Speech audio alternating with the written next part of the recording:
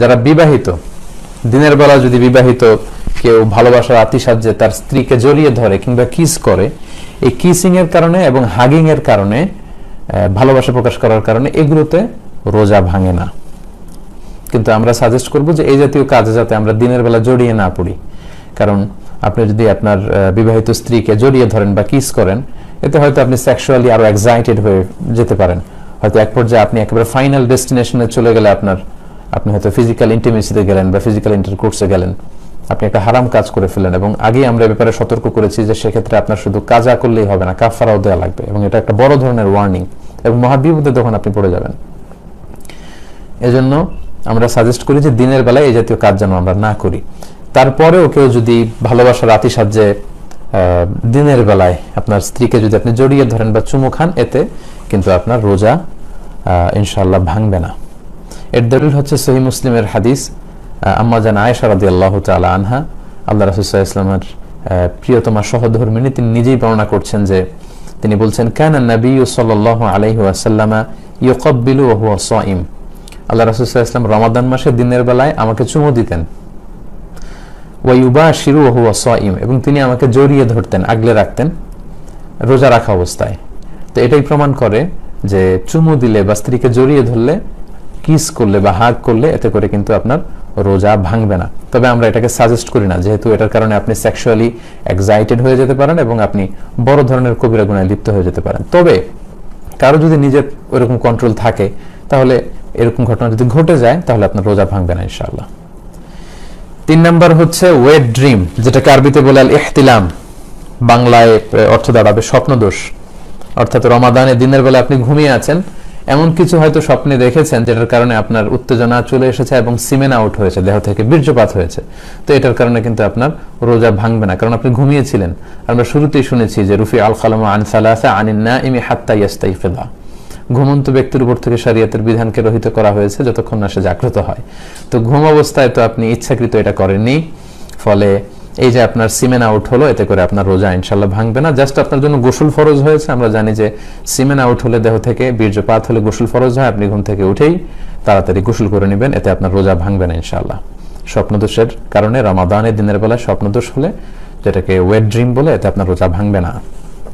4 number হচ্ছে blood test. অনেকে জিজ্ঞেস করে যে হুজুর, রমাদানে রোজা রেখে ব্লাড টেস্ট করা যাবে কিনা? কি মনে হয় আপনাদের, ব্লাড টেস্ট করা যাবে? হ্যাঁ, ঠিকই বলেছেন, ব্লাড টেস্ট করা যাবে। ব্লাড টেস্ট করলে রোজা ভাঙবে না ইনশাআল্লাহ, যেহেতু এটা খুব অল্প পরিমাণের রক্ত নেওয়া হয়। সামান্য কিছু রক্ত নিয়ে সাধারণত এই মেডিকেল টেস্টগুলো করা হয়। এতে রোজাদারের দেহে কোনো প্রভাবও পড়ে না, কোনো দুর্বলতাও আসে না, ফলে আপনার রোজা ভাঙবে না ইনশাআল্লাহ। 5 নাম্বার হচ্ছে অনিচ্ছাকৃত যদি কেউ বমি করে, তাহলে রোজা ভাঙবে না। কি কি কাজ করলে রোজা ভেঙে যায়? সেক্ষেত্রে আমরা বলেছিলাম যে ইচ্ছা করে রোজা অবস্থায় যদি কেউ বমি করে, তাহলে তার রোজা ভেঙে যায়। তাহলে ওই হাদিস থেকে আমরা বুঝতে পারছি যে অনিচ্ছাকৃত যদি কারো বমি আসে, এবং ওই হাদিসটা আমরা উল্লেখ করেছি যে অনিচ্ছাকৃত যদি কেউ ভমিটিং করে ফেলে, তাহলে কিন্তু ওই ভমিটিং এর কারণে তার রোজা ভাঙবে না ইনশাআল্লাহ। 6 নম্বরে হচ্ছে নোজ ব্লিডিং, নাক দিয়ে অনেক সময় রক্ত পড়ে অনেকের, এতে রোজা ভাঙবে কিনা? না, এতে যেহেতু অল্প রক্ত, এটা কোনো প্রভাব ফেলে না দেহে, এতে করে ইনশাআল্লাহ রোজা ভাঙবে না। রমজান মাসে অনেকের দাঁত ফেলা লাগতে পারে, রিমুভিং টুথ ডিউরিং রমাদান। তো যদি কারো দাঁত পড়ে যায় বা দাঁত ফেলতে হয়, দাঁত ফেলার কারণে যে সামান্য ব্লিডিং হয়, এতে ইনশাআল্লাহ আপনার রোজা ভাঙবে না। 8 নম্বর হচ্ছে ইনজেকশন। অনেকে এই প্রশ্নটা আমাদের করে থাকেন যে রমাদান মাসে ইনজেকশন পুশ করা যায় কিনা। জি, এটার উত্তর হচ্ছে রমাদানে আপনি ইনজেকশন পুশ করতে পারবেন, যদি সেই ইনজেকশনটা সিম্পল পেইন কিলার ইনজেকশন হয়, ব্যথানাশক ইনজেকশন, অথবা অ্যান্টিবায়োটিক ইনজেকশন হয়। এই জাতীয় কোনো মেডিকেশন বা ভ্যাকসিন জাতীয় ইনজেকশন হলে সেটা আপনার রোজা ভাঙবে না ইনশাআল্লাহ।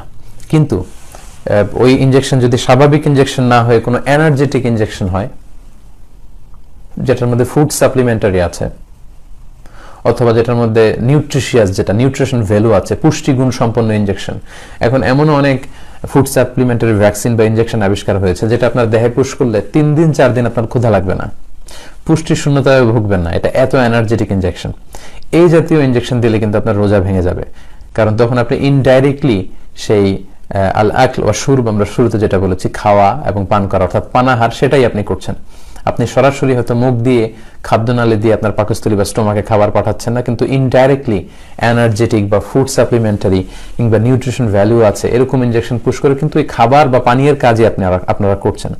তো এই জাতীয় ইনজেকশন হলে রোজা ভেঙে যাবে। কিন্তু এমনি সিম্পলি কোনো ভ্যাকসিন, পেইন কিলার ইনজেকশন, এই জাতীয় সাধারণ ইনজেকশন ইনশাআল্লাহ রোজা ভাঙবে না।